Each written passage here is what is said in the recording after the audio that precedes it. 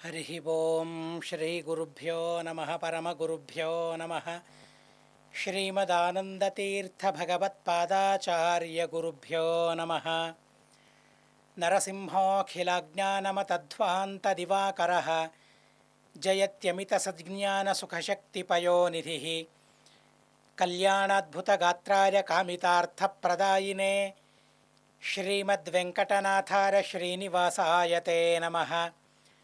వ్యాసాయ భవనాశాయ శ్రీశాయ గుణరాశయే హరద్యాయ శుద్ధవిద్యాయ మధ్వాయ చ నమో నమః.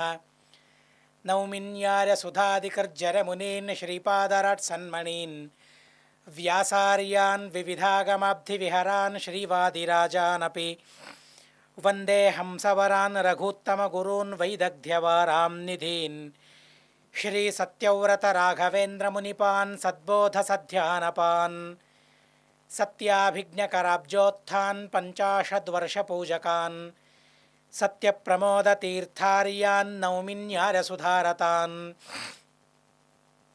శాస్త్రేషు పారదృశ్వానం శాస్త్రజ్ఞేషు చ వత్సలం దీనభక్తోద్ధారకరం సత్యాత్మానం గురుం భజే. విద్యాపీఠ విధాతారం విద్యావారిధిచందిరం విద్యార్థివత్సలం వందే మహామహిమ సద్గురుం. నారాయణాయ పరిపూర్ణగుణర్ణవాయ విశ్వోదర స్థితిలయోన్నియతిప్రదాయ జ్ఞానప్రదాయ విబుధాసురసౌఖ్యదుఃఖసత్కారణాయ వితతాయ నమో నమస్తే. నారాయణం సురగురుం జగదేకనాథం భక్తప్రియం సకలలోకనమస్కృతం చ త్రైగుణ్యవర్జితమజం విభుమాద్యమీశం వందే భవఘ్నమమరాసురసిద్ధవంద్యం. నారాయణం నమస్కృత్య నరం చైవ నరోత్తమం దేవీం సరస్వతీం వ్యాసం తతో జరముదీరయేత్. స్వస్త్యస్తు. హరి ఓం హరి ఓం హరి ఓం. మహానుభావులైన శమీక మహర్షి మరియు తన కొడుకు శరంగి మహర్షి వారిరువురి సంవాదాన్ని మనం వింటూ ఉన్నాం. యద్యపి తప్పు చేశాడు పరీక్షితు, కానీ తను మహారాజు, మహాధార్మికుడు, విష్ణుభక్తుడు. శమీక మహర్షి కూడా విష్ణుభక్తుడు. కానీ ఏ సందర్భంలో తను తప్పు చేశాడు, అది క్షమించాల్సిన నేరమా, క్షమించరాని నేరమా? ప్రస్తుతం మనం అలాంటి సమస్యను వింటూ ఉన్నాం. అతి పవిత్ర కేంద్రమైన తిరుమల క్షేత్రంలో, తిరుమల ప్రసాదంలో ఎలాంటి నిషిద్ధమైన వస్తువులను ప్రయోగించారు మనం వింటూ ఉన్నాం. తప్పు చేశారు, కానీ క్షమించరాని తప్ప, క్షమించాల్సిన తప్ప అది, క్షమించాల్సిన తప్ప అది కాదు కదండి. అలా ఆలోచించారు ఎవరు? శమీక మహర్షి. రాజు తప్పు చేశాడు, ఇక్కడ కూడా సరిగ్గా అదే జరిగింది. రాజు అనుకున్నవారు, ఎవరినైతే మేము రాజుగా ఎన్నుకున్నామో అలాంటి వారు తప్పు చేశారు. తప్పును క్షమించాలా, క్షమించకూడదా? ఏ సందర్భంలో చేసిన తప్పు, ఏ భావనతో చేసిన తప్పు, ఏ ఆలోచనతో చేసిన తప్పు, దాన్ని మనం గమనించాలి. శమీక మహర్షి తను అనుకున్నాడు, తను ఆలోచించాడు. పరీక్షిన్ మహారాజు మమ్మల్ని కాపాడుతూ ఉన్నాడు, విష్ణు భక్తులైన మమ్మల్ని కాపాడుతూ ఉన్నాడు. మేం చేసే ధర్మానికి తను కవచంలా ఉన్నాడు. మాకు ఏ భయాలు కలుగుతూ ఉన్నాయో ఆ భయాలను తను పరిహరిస్తూ ఉన్నాడు. అలా మనల్ని సంరక్షిస్తూ, మేం చేసే ధర్మాలను కూడా సంరక్షిస్తూ తనున్నాడు. అలాంటి మహారాజు వైష్ణవుడు, ధార్మికుడు ఆకలితో ఉన్నాడు, దప్పికతో ఉన్నాడు, శ్రమ తనకు కలిగింది. తన మనసు ఆ మృగం ఎటువైపు వెళ్ళిందో, ఇలా 4 కారణాలున్నాయి తను తప్పు చేయడానికి. ఆ తప్పు కూడా లౌకిక దృష్టిలో చాలా చిన్న తప్పు. ఏదో బాణంతో చనిపోయిన పామును తీసి శమీక మహర్షి మెడలో వేశాడు, వెళ్ళిపోయాడు. కానీ ప్రస్తుతం రాజులు ఏం చేస్తూ ఉన్నారు? ఏ ప్రసాదాన్ని అతి పవిత్రంగా భారతీయులందరూ భావిస్తూ ఉన్నారో, దేనిని శ్రీనివాసునికి నైవేద్యమని సమర్పించడానికి ఎలాంటి ప్రసాదాన్ని ఎన్నుకున్నారో, అలాంటి ప్రసాదంలో అతి నిషిద్ధమైన వస్తువులను ప్రయోగించడం ఎంత గొప్ప నేరమది, ఎంత పెద్ద నేరమది. ఏ పరిస్థితిలో రాజు చేశాడంటే, తెలిసి చేశాడా, తెలియక చేశాడా? తెలిసే చేసింది కదా ఆ తప్పు. క్షమించాల్సిన తప్ప అది కాదు. ఆలోచించాలి, ప్రజలు ఆలోచించాలి. మనం ఆలోచించి దానికి తగిన పనిని మేం చేయాలి. మా యోగ్యతకు తగిన పనిని, నిరోధాన్ని మనం చేయాలి. అలా ఆ మహానుభావుడు ఆలోచించాడు. శమీక మహర్షి ఆలోచించి తన కొడుకుకు చెప్పాడు, కస్మాదిదం త్వయా బాల్యాత్ సహసా దుష్కృతం కృతం నహ్యర్హతి నుపహ శాపం అస్మత్తః పుత్ర సర్వథ. మేం చేయాల్సిన పని కాదు, మేము శాంతితో క్షమతో మేము ఉండాలి అన్నప్పుడు శృంగి అంటూ ఉన్నాడు, యద్యేతత్ సాహసం తాత యది వా దుష్కృతం కృతం ప్రియం వాప్యప్రియం వాతే వాగుక్తా నమృషా భవేత్. తన ధైర్యం ఎలాంటిదో, తన భరోసా ఎలాంటిదో, తన మాట ఎలాంటిదో శృంగి మహర్షి చెబుతూ ఉన్నాడు. నాన్న, నిజమే, నేను సాహసం చేసి ఉండొచ్చు, నేను దుష్కృతం చేసి ఉండొచ్చు, శాపం ఇవ్వడం నా దుష్కృత్యం అయి ఉండొచ్చు, నేను చేసిన ఈ పని తమరికి ప్రియమై ఉండొచ్చు, అప్రియమై కూడా ఉండొచ్చు. అప్రియమని మీరే అన్నారు, అప్రియమై ఉండొచ్చు. కానీ నేనాడిన ఈ మాట అబద్ధం కాదు అని తను చెప్పాడు. మాట అది సత్యం. నాన్నను అడిగాడు, నాన్న, ఏ రోజైనా నేను అబద్ధం పలికానా? ఎంత భరోసా చూడండి తన మాటల్లో. ఏ రోజు నేను తప్పు మాటలాడలేదు, అబద్ధం మాటలాడలేదు నేను అసలు. ఏ రోజైనా నేననుకోవడం కాదు అలా. మీకు అలా అనిపించిందా? శృంగి ఈరోజు తప్పు మాటలాడాడు, శృంగి ఇలాంటి తప్పు పని చేశాడు, శృంగి ఇలా అబద్ధం చెప్పాడు, మీరు చెప్పండి. లేదా నేను చెప్పుకుంటాను, అవును నేనేం తప్పు చేయలేదు అని నేను చెప్పుకుంటాను. కానీ నా తప్పు మరొకరికి కనిపిస్తాయే తప్ప నా తప్పులు నాకు కనిపించవు. ఎంత చక్కగా ఆ శృంగి మహర్షి కూడా ఆలోచిస్తూ ఉన్నాడో గమనించండి. తన మొత్తం జీవితాన్నే చెబుతూ ఉన్నాడు. ఏ రోజైనా నేను తప్పు చేశానా? ఛాలెంజ్ చేశాడు తను. లేదే. అబద్ధం ఆడానా? లేదే. మీరు చెప్పండి. లేదు, నీవు ఈ సందర్భంలో అబద్ధం ఆడావు, ఈ సందర్భంలో అధర్మం చేశావు, ఈ సందర్భంలో దుష్కృత్యం చేశావు, ఉదాహరణకు దృష్టాంతానికి ఒకటైనా చూపించమని తన తండ్రికి అడుగుతూ ఉన్నాడు. నాహం వృషా బ్రవీమ్యేవం స్వైరేష్వపి కుతశపన్. ఏదో మాటలాడుతూ ఉన్న సందర్భంలో కూడా, వ్యావహారికంగా లౌకికంగా మాటలాడుతూ ఉన్న సందర్భంలో కూడా నేను అబద్ధమాడలేదు. గంభీరమైన పరిస్థితిలో మాత్రమే కాదు, నిజం చెప్పాల్సిన పరిస్థితిలో మాత్రమే కాదు, స్నేహితులతో మాట్లాడే సందర్భంలో కూడా నేను అబద్ధం ఆడలేదు. ఎంత పరినిష్ఠితమైన జీవితమో చూడండి, ఎంత ధార్మికమైన జీవితమో చూడండి ఆ శృంగి మహర్షిది. ఏదో శాపం ఇచ్చాడు, తప్పు చేశాడు, ఇది తప్పు అని శమీక మహర్షి చెప్పాడు కనుక అలాంటి తప్పు చేశాడని మేము అనుకోవడం కాదు. తన జీవితం, తను బాలకుడు, అర్భకుడు, తను అర్భకుడైనా కూడా తన జీవితంలో ఒక్క దోషాన్ని కూడా చూపించడానికి సాధ్యం కావడం లేదు. ఏ తప్పు నేను చేశాను నాన్న ఇంతవరకు అని తను అడుగుతూ ఉన్నాడు. ఆ మాటలకు శమీక మహర్షి తండ్రి చూడండి, తండ్రి ఎంత నేర్పరితనం తండ్రిలో ఉండాలి. కొడుకు పైన ప్రేమ ఉండాలి, కానీ ఆ ప్రేమ గుడ్డిది కాకూడదు. కొడుకుకు హితం కావాలనే భావన ఉండాలి, కొడుకు మంచిగా ప్రపంచంలో రాణించాలి అని తనకు ఉండాలి, ఆ ఉద్దేశం తనకు ఉండాలి. అలాంటి తండ్రి తన తండ్రితనాన్ని చూపెడుతూ ఉన్నాడు. తను చెబుతూ ఉన్నాడు, శమీక ఉవాచ జానామ్యుగ్ర ప్రభావం త్వాం తాత సత్యగిరం తథా నానృతం చోక్తపూర్వం తే నైథన్ మిథ్యా భవిష్యతి. అవును, నువ్వు చెప్పింది నిజమే అన్నాడు. ఒప్పుకున్నాడు. ఏ రోజు నువ్వు తప్పు చేయలేదు అని తండ్రి ఒప్పుకున్నాడు. చూడండి, తండ్రికి తగ్గ తనయుడు అని మనం అంటూ ఉంటాం. తండ్రి తను చేసిన తప్పేంటో చెప్పాడు, కానీ తను తప్పు చేయలేదు అనే విషయాన్ని కూడా తను అంగీకరించాడు.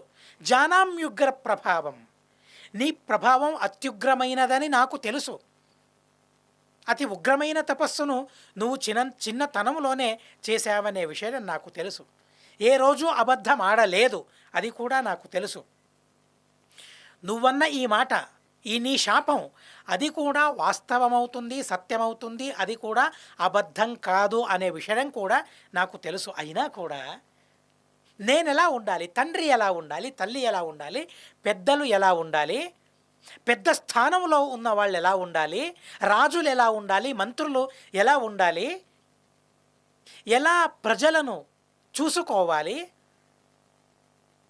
తనకు అధికారం ఉంది కదా, అధికారం ఉన్నప్పుడు అధికారి అయిన వాడు ఎలా ఉండాలి. చాలా చక్కని మాటల్ని మహాభారతం చెబుతుంది.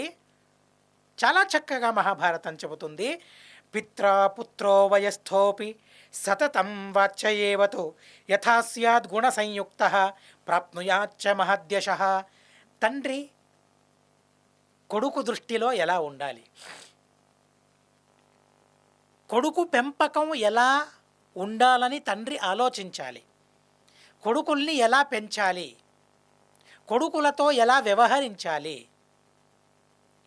కొడుకుల్లో ఏ గుణాలు రావాలని తండ్రి శ్రమ పడాలి, దానికోసం ప్రయత్నం చేయాలి, ప్రత్యేకమైన ప్రయత్నం చేయాలి.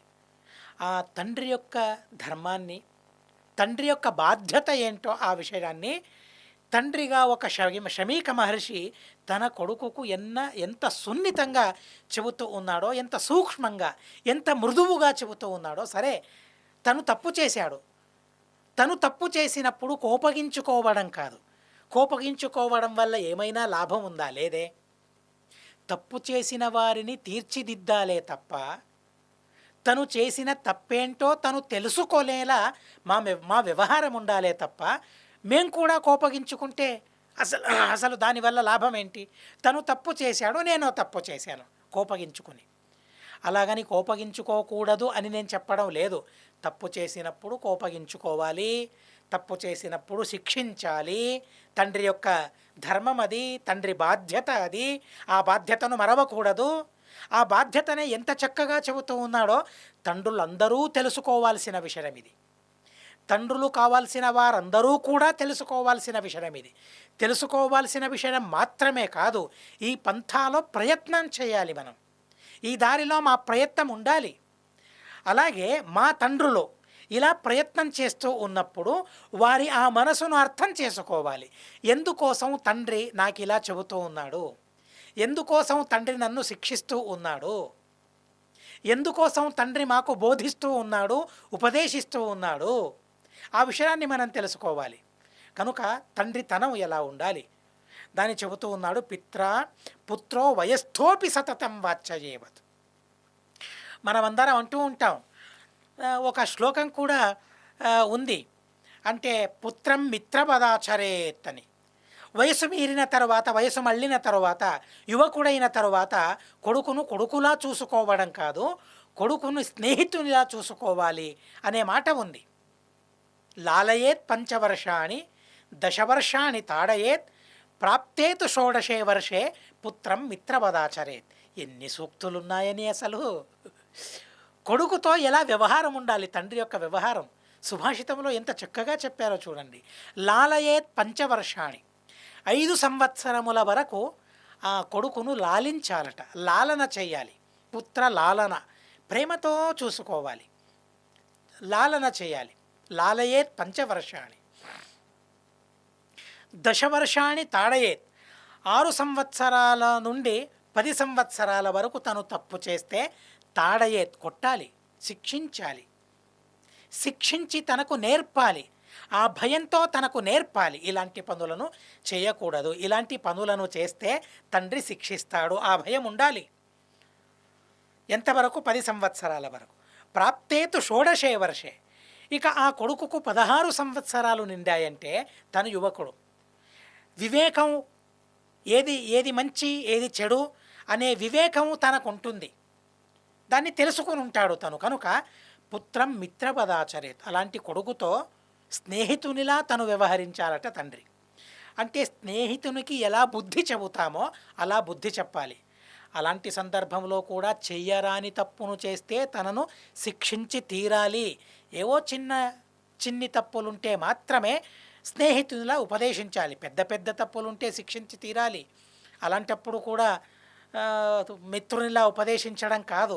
ఎందుకంటే ఆ అపరాధం తరగాలి, ఆ అపరాధం నాశనమవ్వాలి, ఆ పాపం నాశనమవ్వాలి. అందుకోసమే శిక్ష.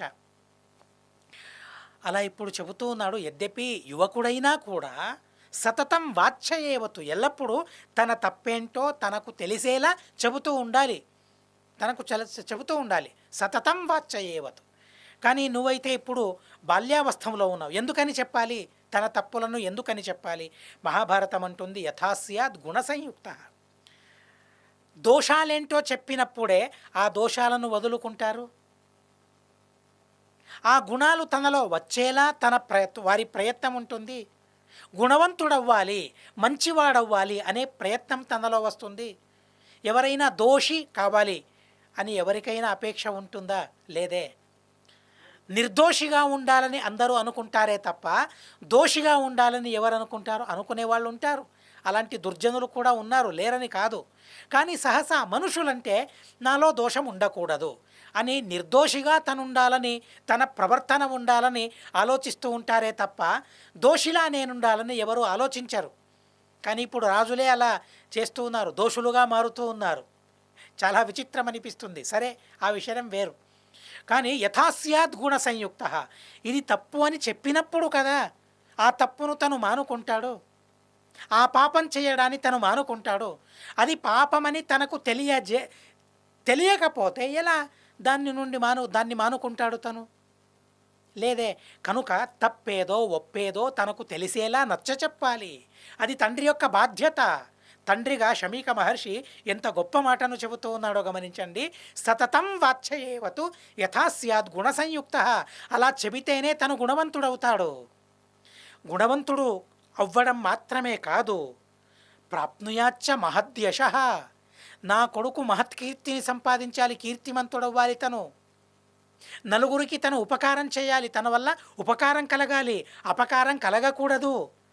రాజులుగా మంత్రులుగా ఉన్నవారే ఇలాంటి అపకారాన్ని ప్రజలకు చేస్తూ ఉంటే ఇక ప్రజలు ఎవరి దగ్గరికి వెళ్ళాలి? ఎవరిని మొరపెట్టుకోవాలి? ప్రజలందరూ కూడా ఎంత అసహ్యమైన పనిని చేస్తూ ఉన్నారు. కనుక గుణవంతుడవ్వాలి, మహత్కీర్తిని తను సంపాదించుకోవాలి. ఆ అపేక్ష తండ్రికి ఉండాలట. నా కొడుకు ఏం కావాలి? తను గుణవంతుడవ్వాలి, తను మహత్కీర్తిని సంపాదించుకోవాలి. ఈ ఉద్దేశం తండ్రిలో ఉండాలి. శమీక మహర్షి అంటూ ఉన్నాడు, కొడుకుకు చెబుతూ ఉన్నాడు, నాన్న తప్పుగా భావించకు, నువ్వు ఇప్పుడేం యువకుడివి కాదు, బాలకుడివి.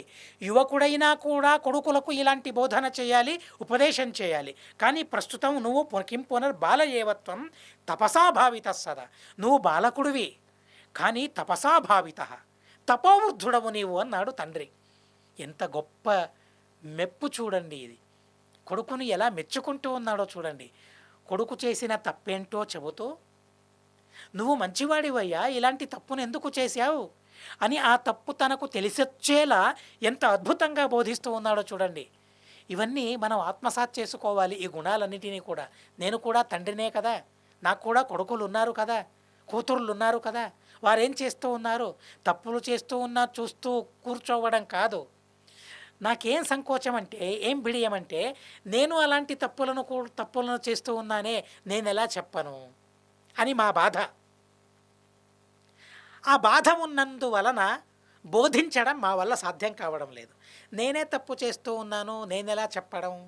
నేనే సంధ్యావందనం చేయడం లేదు, నా కొడుకు ఎలా చెప్పడం సంధ్యావందనం చేయమని అని మేము అనుకుంటాం, వదిలేస్తాం. సరే, నేను తనకు సంధ్యావందనం చేయమని చెబితే చేయాల్సిన పరిస్థితి నాకు వస్తుంది, నేను చేయలేను, కనుక తనకెందుకు చేయమని చెప్పడం అని మేము అనుకుంటాం. కానీ అలాంటి భావన నుండి బయటకు రావాలి మనం. మేము కూడా మంచి పనులను చేయడం ప్రారంభించాలి. మంచి పనిని చేయడం ప్రారంభించి మరొకరికి చెప్పాలి. చాలా అద్భుతమైన విషయాలు ఇవన్నీ కూడా, నేర్చుకోవాల్సిన విషయాలు. వర్ధతే చేత్ ప్రభవతాం కోపోతీవ మహాత్మనాం అన్నాడు. మేము తపస్సులం, మేమందరం కూడా యతులం, ఋషులం మేమందరం కూడా, బ్రాహ్మణులం మేమందరూ కూడా. క్రోధం అనేది మాలో ఉండకూడదు. ఇప్పుడు తన తండ్రితనాన్ని తను చూపించాడు, తండ్రిగా బోధించాడు. ఇక మేము బ్రాహ్మణులమైనందువలన మేము క్షమించాలే తప్ప, క్రోధోద్దీప్తులైతే, మనలాంటి వాళ్లే క్రోధోద్దీప్తులైతే ఇక ఎవరిని చూసి ప్రజలు నేర్చుకోవాలి? ముందు తరం వారు నేర్చుకోవాలంటే వెనుక తరంలో ఆ గుణాలు ఉండాలి. ఆ గుణాన్ని చూసి నేర్చుకోవాలి. శృంగి శపించాడు, క్రోధోద్దీప్తుడయ్యాడు, ఇక నేను కూడా కోపగించుకోవచ్చు అని కోపగించుకోవడంలో నీ దృష్టాంతాన్ని, నీ ఉదాహరణను తీసుకోవాలా ముందు తరం వారందరూ కూడా? అరే శృంగినే కోపగించుకున్నాడు, నేనంతటి వాడినా కాదే, కనుక నేను కోపగించుకోవడంలో కూడా తప్పు లేదు అని ముందు తరం భావిస్తారు కదా. అలా కాకూడదు కదా. నన్ను చూసి, నన్ను దృష్టాంతంగా చేసుకుని మరొకరు తప్పు చేయకూడదు. తను చేశాడు, ఇక నేను చేయడంలో తప్పు లేదు అని అలా అనుకుని అందరూ తప్పులు చేయడం ప్రారంభిస్తే ఇక లోకంలో ఎలా ఉపదేశం చేయడం? ఎవరికి ఏమని ఉపదేశించడం? అవును, మనుషులు అన్న తరువాత తప్పిదం చేస్తారు, కానీ ఆ తప్పును దిద్దుకోవాలి. ఆ తప్పును దిద్దుకుంటే, ఓ అవును తను తప్పు చేశాడు, క్రోధం తనలో ప్రవేశించింది, ఆ తరువాత కోపగించుకున్నది నా తప్పు, నా అపరాధం, నేను చేసిన పాపము అని తననుకుంటే, ఓ అవును కదా, అది తప్పే కదా, ఆ తప్పును నేనెందుకు చేయాలి, లేక నేను తప్పు చేసినప్పుడు నేను చేసింది తప్పే అని ముందు తరం తెలుసుకోగలుగుతారు. అందుకోసమే చాలా సూక్ష్మంగా ఆ మహానుభావులైన శమీక మహర్షి ఉపదేశిస్తూ ఉన్నారు. కోపం ఉండకూడదు మనిషిలో. చరక్రోధమిమం హిత్వా నైవం ధర్మం ప్రహాస్యసి, క్రోధో హి ధర్మం హరతి యతీనాం దుఃఖ సంచితం, తతో ధర్మ విహీనానాం గతిరిష్టాన విద్యతే, శమదేవ యతీనాం హి క్షమిణాం సిద్ధికారకః, క్షమావతామయం లోకః పరశ్చైవ క్షమావతాం. క్రోధం మరియు శమం, ఈ రెండింటిలో ఉన్న తేడా, ఈ రెండింటిలో ఉన్న వ్యత్యాసాన్ని ఎంత చక్కగా స్పష్టంగా నిరూపిస్తూ ఉన్నారో చూడండి. క్రోధోహి ధర్మం హరతి, కోపం వల్ల ఏం జరుగుతుంది? శాపం ఇచ్చావు, సరే, ఆ శాపం ఇవ్వడం వలన నీకేం జరిగింది? లాభమా, హాని జరిగిందా? తను 7 రోజులకు చనిపోయేవాడు, చనిపోతాడు, అది తన ప్రారబ్ధం, అవన్నీ సరే. ఆ వైష్ణవుడైన ఒక మహానుభావుడు పరీక్షితు రాజు, మనల్ని సంరక్షించే రాజును నువ్వు శపించావు కదా క్రోధంతో. ఆ క్రోధంతో నువ్వు శపించడం వల్ల నీకు లాభమయ్యిందా, హాని జరిగిందా? నేను చేసిన పని వల్ల నాకు హాని కలిగిందా, లాభం కలిగిందా? దాని గురించి ఆలోచించాలే.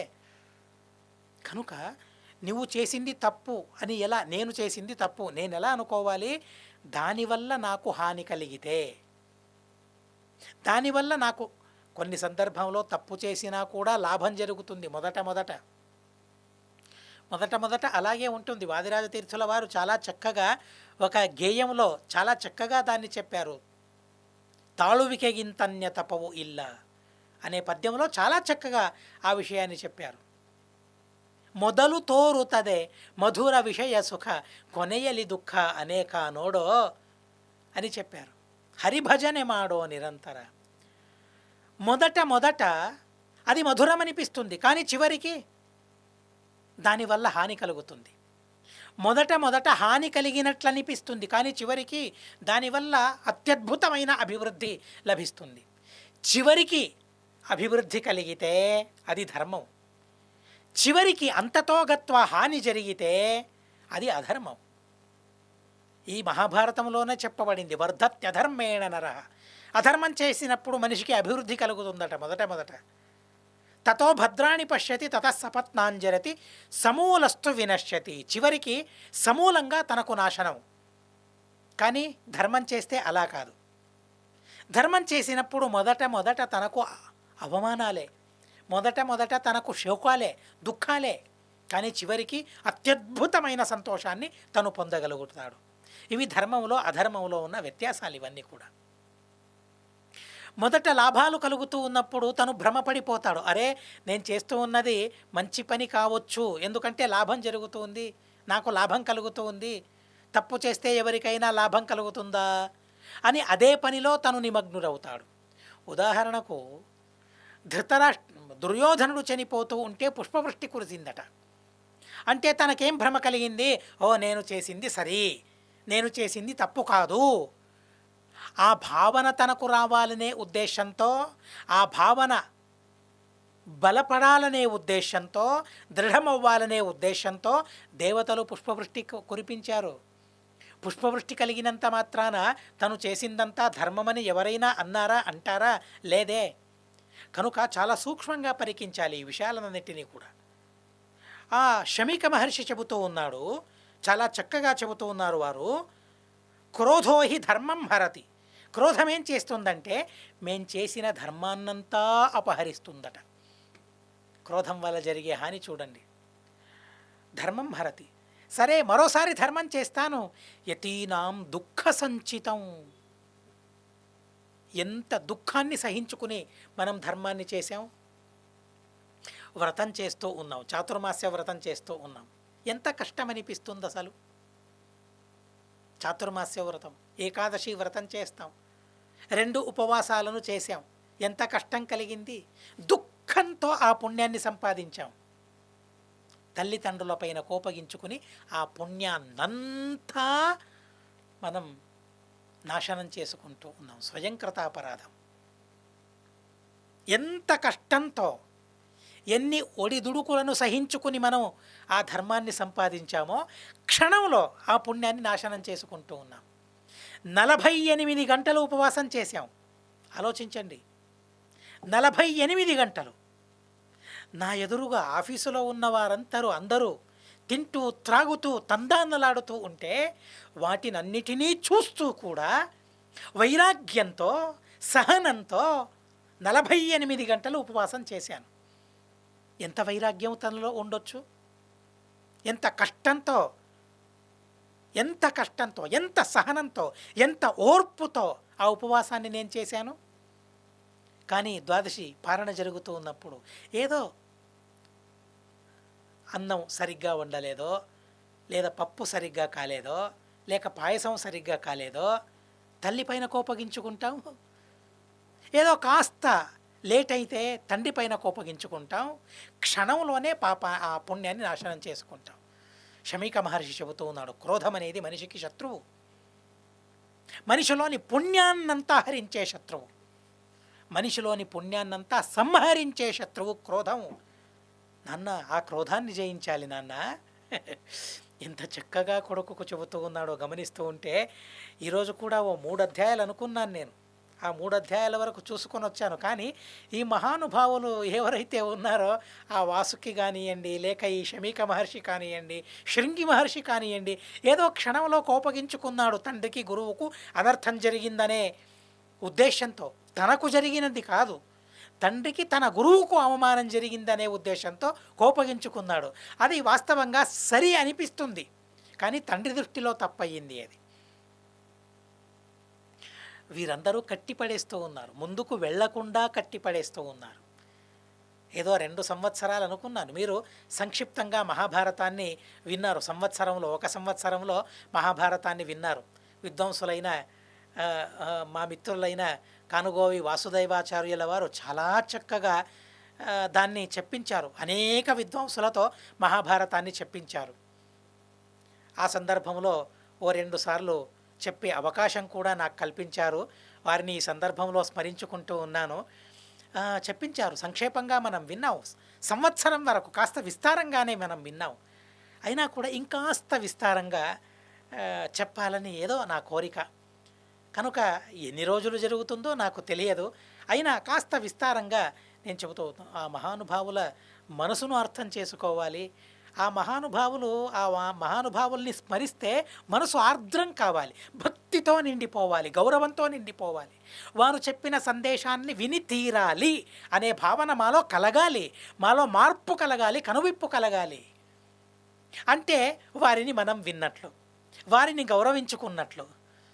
కథలను విన్నంత మాత్రాన పుణ్యం లభిస్తుంది లేదని కాదు, కానీ వారి ఆ ఉపదేశాలు ఆత్మసాత్ కావాలి. అవును అనిపించాలి మనకు, మాలో ప్రయత్నం రావాలి, ఆ మార్పు రావాలి. అంటే కాస్త విస్తారంగా వింటే వారి వారిని అర్థం చేసుకుంటే చాలా ఆనందం అనిపిస్తుంది. కనుక కాస్త విస్తారంగా చెబుతూ ఉన్నాను. యదీనాం దుఃఖ సంచితం తతో ధర్మ విహీనానం. సరే ధర్మం లేదు, ధర్మం నాశనమయ్యింది, అందువలన ఏమని అంటే గతిరిష్టాన విద్యతే. ఏ గతి కావాలి అని నేను అనుకున్నానో, ఏ సద్గతి నాకు కావాలనుకున్నానో, లేక ఏ జ్ఞానం, గతి అంటే జ్ఞానం అని కూడా అర్థం, ఏ జ్ఞానం నాకు కావాలి అనుకున్నానో ఆ జ్ఞానం మాకు లభించదు, ఆ గతి సద్గతి మాకు లభించదు. ఎందువల్ల? క్రోధం వల్ల. కనుక చాలా జాగ్రత్తగా ఉండాలి నాన్న, అలా కోపగించుకోకూడదు. అలాగైతే ఏం చేయాలి? శమ ఏవయతీనాంహి క్షమిణాం సిద్ధికారక. శమం, శాంతంగా ప్రశాంతంగా ఉండాలి, క్షమ సహించుకోవాలి, ఓర్పు మనిషిలో ఉండాలి. ఆ ఓర్పు నేర్పినంత మరేదీ మనకు నేర్పే వస్తువు లేదు. ఓర్పు వల్ల ఎంత పుణ్యం మనిషికి లభిస్తుందో అద్భుతమైన పుణ్యం లభిస్తుంది. చాతుర్మాస్య వ్రతంలో ఇలాంటి ఒక వ్రతాన్ని యాడ్ చేసుకుందాం మనం.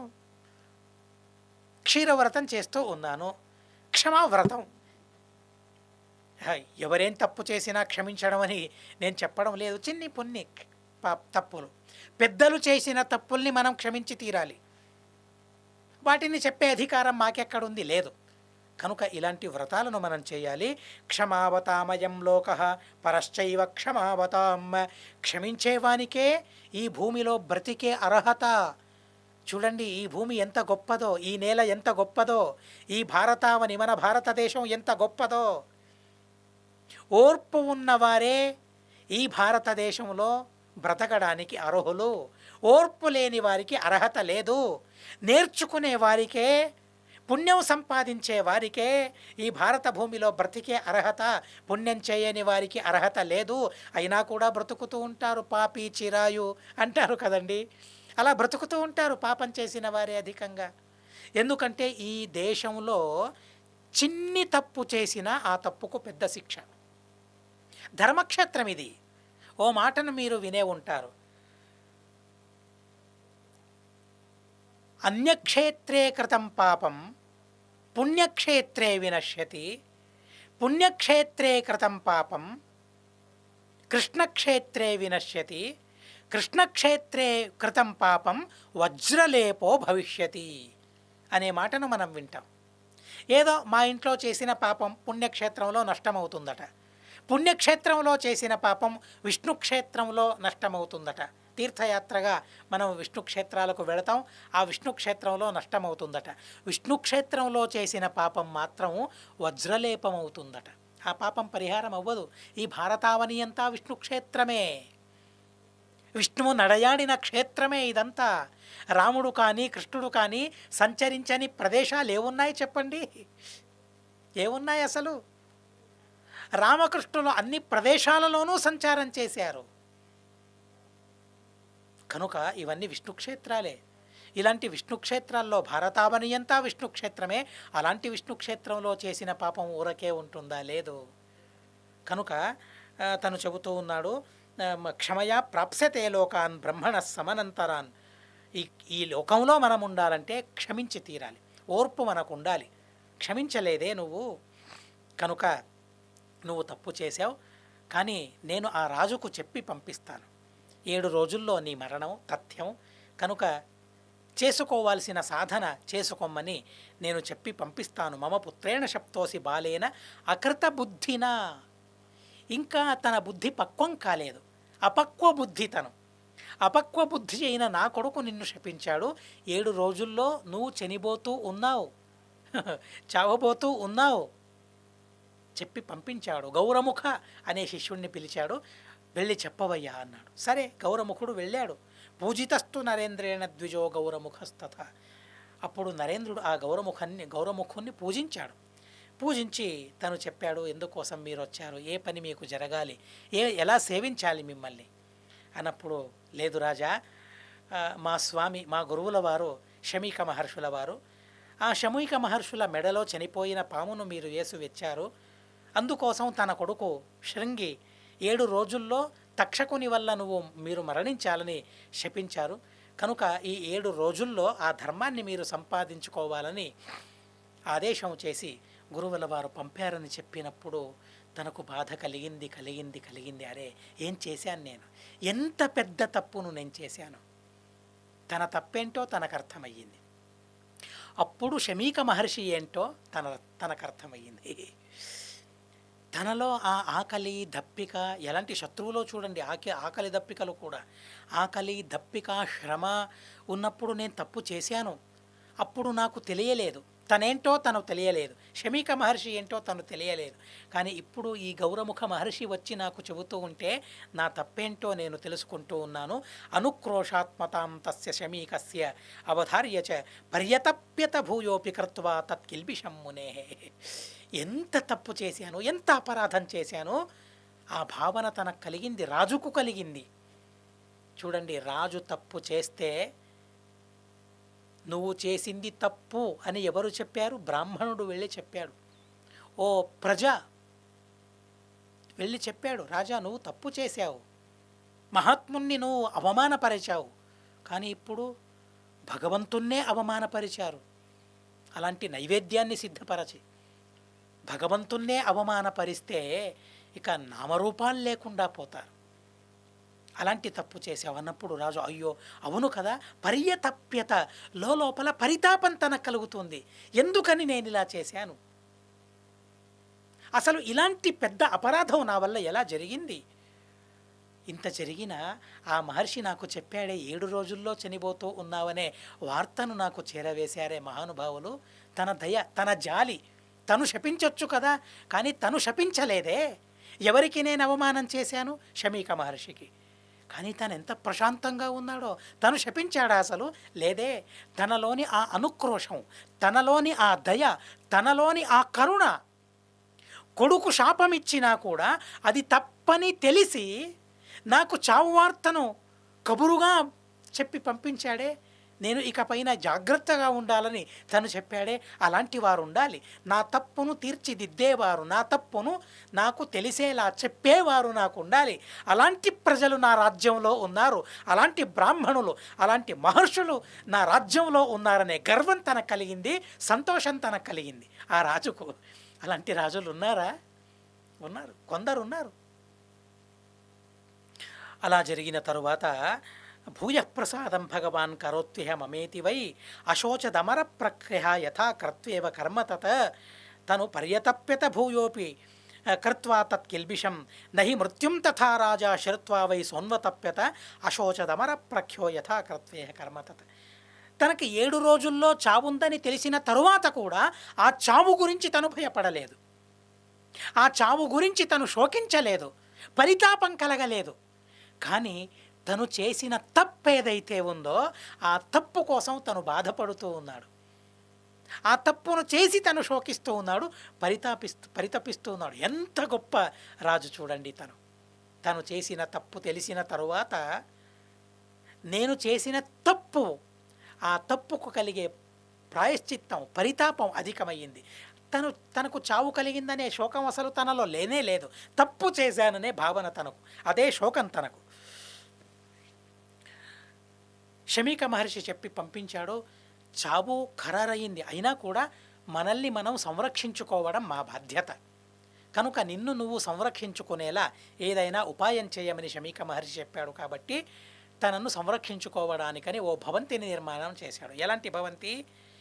ఏకస్తంభం, ఒకే ఒక స్తంభంతో నిర్మితమైన ఒక భవనం. అక్కడ గాలి కూడా చెప్పి రావాలి, అలాంటి వ్యవస్థ చేశారు. చూడండి, అప్పట్లో విజ్ఞానం అని మనం అహంకారంతో విర్రవీగుతాము, కానీ అప్పట్లో విజ్ఞానం లేదని అవహేళన చేస్తాం. ఆ ప్రసంగంలో ఒకే ఒక స్తంభంతో నిర్మితమైన భవంతి, ఆ భవంతిలో గాలి కూడా వెలుతురు కూడా చెప్పి వెలోపలికి రావాలి. అలాంటి ఒక భవంతిని నిర్మాణం చేసుకున్నారు.